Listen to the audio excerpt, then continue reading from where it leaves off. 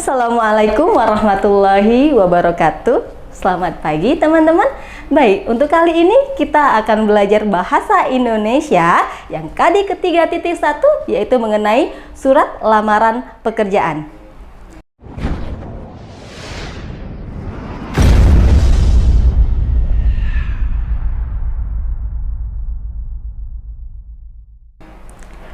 Baik teman-teman sekalian, dalam dunia pendidikan kita akan diajarkan tentang menulis surat lamaran pekerjaan yang nantinya harapannya kita bisa mempromosikan diri kita untuk ke suatu jenjang yang lebih tinggi agar kita mampu diterima sebagai karyawan tersebut. Baik teman-teman sekalian, untuk KD 3.1 ini memiliki potensi yaitu memahami atau mengidentifikasi sistematika dan isi surat lamaran pekerjaan.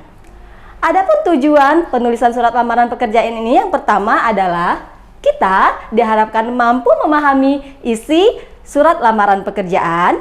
Yang kedua, kita mampu memahami sistematika atau urutan surat lamaran pekerjaan. Baik, Allah telah mengajarkan kita pada surat At-Taubah ayat 105 yang menyatakan, bekerjalah kamu, maka Allah dan Rasulnya serta orang mukmin akan melihat pekerjaan kamu itu. Dan Allah akan memberikan kamu catatan tentang apa yang kamu kerjakan itu. Maka teman-teman sekalian, dalam melaksanakan pekerjaan, kita pun harus melaksanakannya dengan sungguh-sungguh dan sebaik mungkin.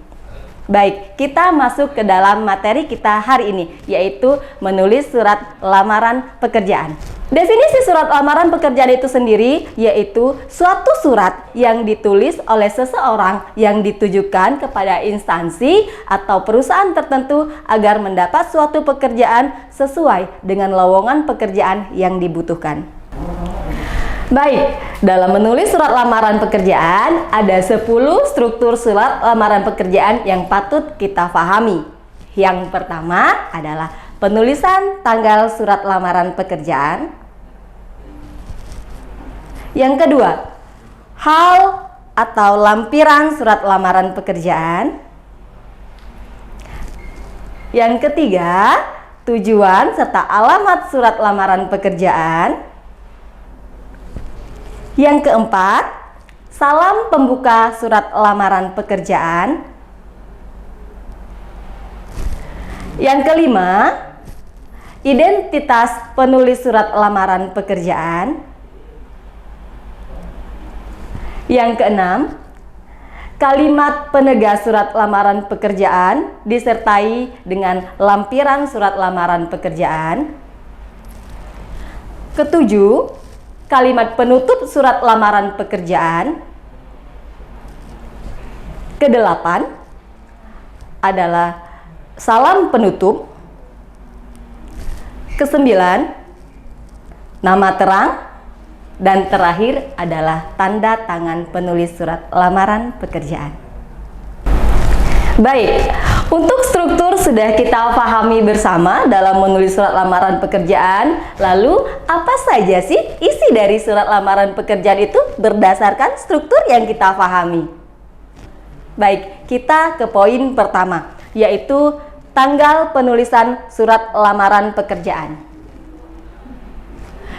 Tanggal penulisan surat lamaran pekerjaan ini menandakan bahwa surat lamaran pekerjaan itu kita buat pada waktu saat itu. Jadi, seandainya kita menulis surat lamaran pekerjaan itu pada tanggal 12 Agustus 2021 di Lubuk Linggau, maka silahkan tulis di pojok kanan atau pojok kiri surat lamaran pekerjaan dengan membubuhkan alamat atau tempat kita menulis surat lamaran pekerjaan dan tanggal surat lamaran pekerjaan. Contoh, Lubuk Linggau, 12 Agustus 2021.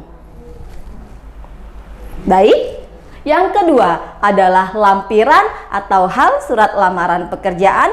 Kita bubuhkan di bagian kiri surat lamaran pekerjaan. Contoh, perihal atau sering kita singkat dengan hal. Perihal kita isi dengan surat lamaran pekerjaan atau lamaran kerja. Kemudian di bawahnya lampiran kita isi berapa jumlah berkas dokumen yang kita sematkan di surat lamaran pekerjaan. Misalnya, saat surat lamaran pekerjaan kita membutuhkan 4 dokumen penyerta, maka kita tuliskan di lampiran sebanyak 4 dokumen atau 4 lembar. Selanjutnya, setelah lampiran dan hal, kita bubuhkan alamat atau tujuan surat lamaran pekerjaan di bawahnya. Poin ketiga, yaitu tujuan surat. Kepada siapa surat lamaran pekerjaan kita ini kita buat atau kita tujukan. Misalnya, yang terhormat kepada direktur, misalnya direktur atau HRD, ataupun pimpinan perusahaan, di mana daerahnya atau tempatnya kepada direktur, kepada HRD, atau kepada pimpinan perusahaan PT Silom, misalnya di kota Lubuk Linggau. Ini berarti menandakan surat lamaran pekerjaan yang kita tuju untuk perusahaan tersebut. Selanjutnya, salam pembuka. Oke, untuk salam pembuka kita sampaikan bahwasanya menyatakan untuk rasa hormat kita atau salam keagamaan kita sebagai pembuka surat lamaran pekerjaan. Selain itu, dalam kalimat pembuka surat lamaran pekerjaan ada beberapa poin yang memang kita harus perhatikan. Yang pertama adalah kalimat pembuka saat informasi itu kita dapatkan melalui laman media massa. Yang kedua, kalimat pembuka yang kita dapatkan atau kita sesuaikan dari informasi yang kita dapatkan dari teman atau rekan atau keluarga. Yang ketiga adalah kalimat pembuka yang kita buat berdasarkan inisiatif sendiri. Contohnya seperti ini.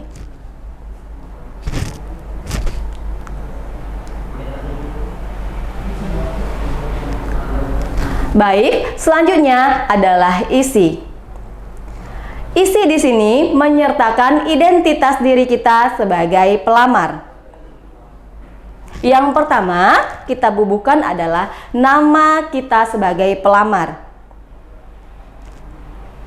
Yang kedua biasanya adalah tempat atau tanggal lahir kita. Yang ketiga agama. Yang keempat usia. Yang kelima adalah pendidikan terakhir. Yang keenam adalah nomor yang dapat dihubungi.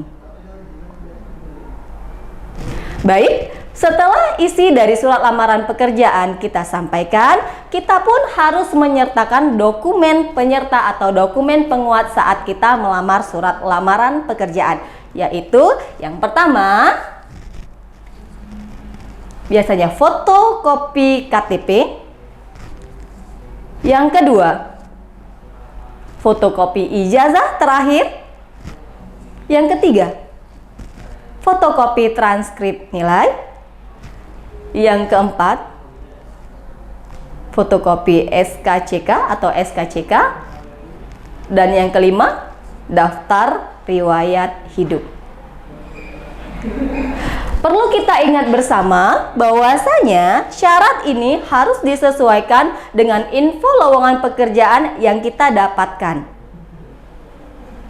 Mungkin saja nanti info-info ini atau dokumen ini akan lebih banyak atau lebih sedikit yang telah kita sesuaikan dengan info tersebut. Selanjutnya adalah kalimat penutup. Dalam surat lamaran pekerjaan, menutup surat lamaran pekerjaan haruslah menggunakan kalimat yang singkat. Kenapa? Agar pembaca surat lamaran pekerjaan mampu atau memahami maksud dari tujuan penulisan surat lamaran kita tersebut. Contohnya,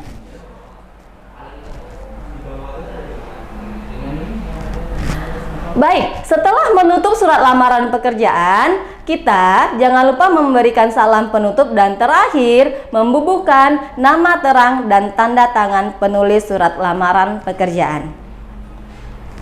Baik, itu tadi struktur surat lamaran pekerjaan yang patut kita pahami saat kita akan menulis surat lamaran pekerjaan. Tapi diingat, saat menulis surat lamaran pekerjaan, kita pun harus memahami 3 kaidah penulisan surat lamaran pekerjaan. Yang pertama, surat lamaran pekerjaan yang kita buat haruslah sistematis, artinya berurutan.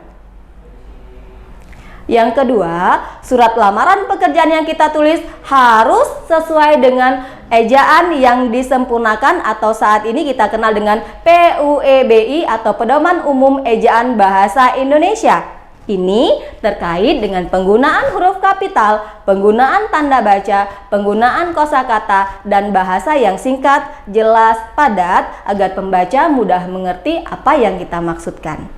Dan terakhir, poin ketiga adalah bahasa yang kita sampaikan pun harus menggunakan bahasa yang sopan.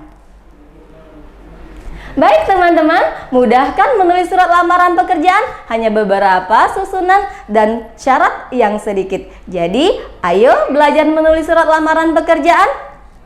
Terima kasih. Wassalamualaikum warahmatullahi wabarakatuh.